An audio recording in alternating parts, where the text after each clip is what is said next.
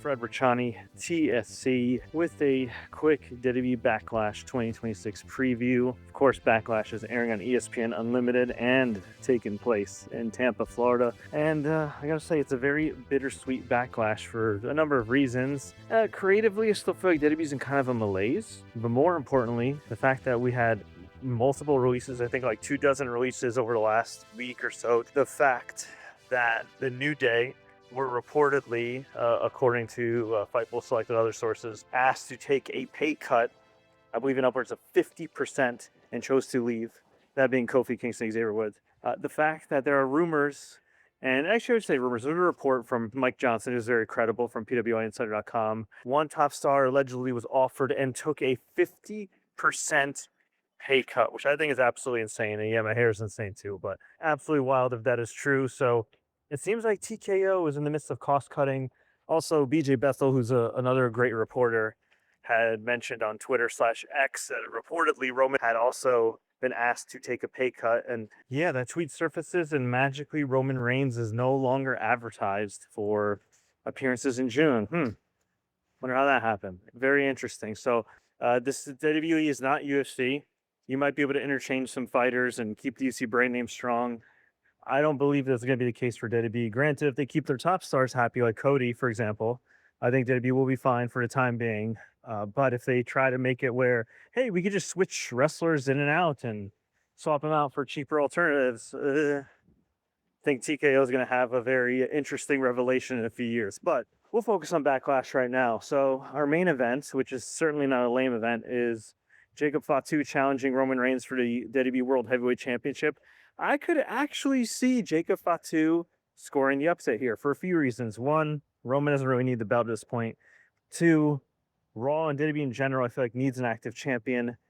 Three, it'd be a hell of a move, and I think it would really kind of energize the fan base.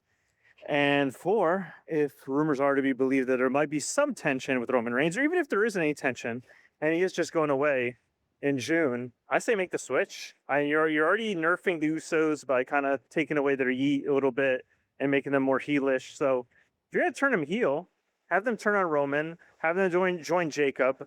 Not the biggest fan of continuing this bloodline thing. You know what I mean? Bloodline was peak for a while, and now it's pretty much straight off into like the dying days of NWO territory back in WCW. So I'm really not interested in yet another Bloodline storyline, but it would make sense. It would energize the fan base, I think, to see Jacob win. It would add some unpredictability too, and it would be a cool story. So we shall see what happens. And hey, Roman Reigns could always come back. They could do a bit, and they could have like their big main event for, who knows, SummerSlam. But I'm going to make the bold prediction that regardless of why, I think Jacob will win, and I think the Usos will turn on Roman Reigns. So there's that. The Asuka versus IYO SKY program that's finally culminating. I predict IYO SKY is going to win. There are rumors that Kairi Sane may appear after being released just to finish the story, per se. Regardless, I got IYO winning, and I got them having a great, great match. Sami Zayn, Trick Williams. I really hope these guys get at least more than 7 minutes to actually have a good match. I think they could have a very good match for the US title. I don't need to see this match again. I saw it live at WrestleMania here in Vegas, and it was decent and accomplished when needed to, but I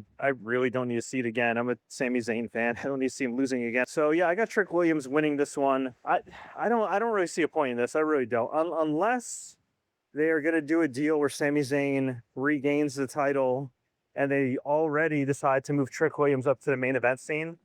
Which, if that's the case, then hey, I'm down with that, because Trick needs some more time. I wouldn't mind having him mix it up with the top guys some more and getting that experience. He doesn't necessarily need to win a world title right away. He technically already is a former world champion with TNA. Yeah, I'd be down to elevate Trick. I mean, I could also see a situation where maybe Mello interferes on one of these guys' behalf, or maybe accidentally causes the finish, and then you build to Mello versus Zayn versus Trick, which to me should have been the freaking WrestleMania direction the whole time. And Ilya too. It's a shame, man. Ilya and Melo, I don't know who they pissed off, but those guys should have been at WrestleMania. Ridiculous. With that being said, if I have to make a prediction, I was going to say Trick Williams is going to win, but I don't really see a point in this rematch at all. Finish was very decisive. Sami Zayn's also practically a heel at this point. I really don't understand it. Unless they want Sami Zayn to win the title and go after Cody, maybe for Saudi, if that show still happens, I'm not sure. But yeah, I'm not really feeling it. And also too, Cody's got got his hands full anyway between Randy Orton taking him out at WrestleMania, and then of course Gunther attacking him. So yeah, I'll just say I'll play it safe. I'll say Trick Williams, and then you have Danhausen appearing facing Miz and Kit Wilson, and Danhausen apparently has a partner of his choosing. I don't know. I know some people think John Cena might be the guy because John Cena says he has a very important announcement, but I don't think he'd want to go back on his retirement stipulation. If I had to guess, I don't know. Joe Hendry? I'll say Joe Hendry.